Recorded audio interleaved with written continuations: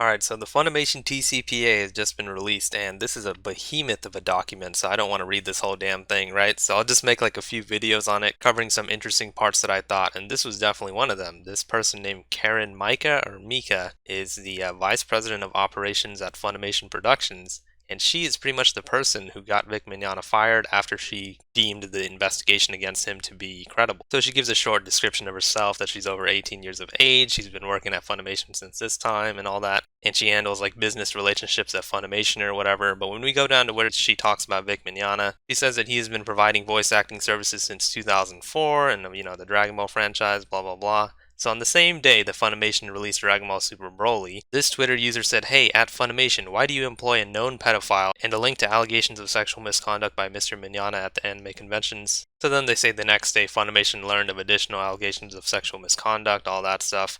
And this person said that they directed Funimation's human resources manager to contact Sony Pictures. They contacted someone else to do a formal investigation.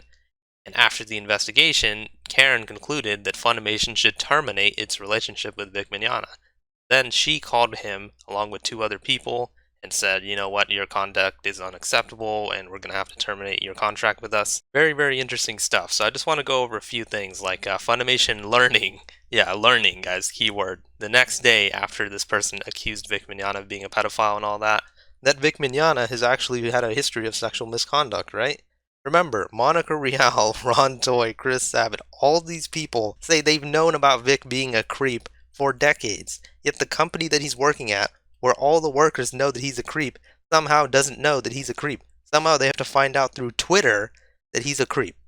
Does this not sound really stupid? Apparently he's been super sketchy at cons for years with dozens and dozens of women in public, grabbing people, grabbing Marchi, grabbing Monica RIal, doing stuff with her in her hotel room. Apparently Funimation had no idea of any of this. Does this not sound like the dumbest thing you've ever heard in your entire life?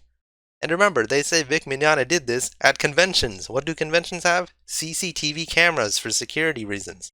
Yet none of these cameras picked up anything.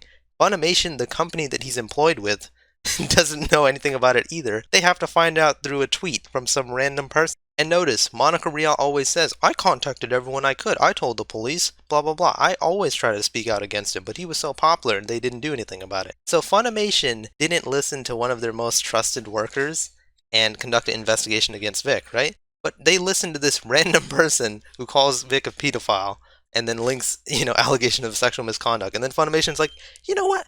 You're right. Maybe Vic is a prick. Let's look into it. Is this not the dumbest thing you've ever heard? What the hell, man?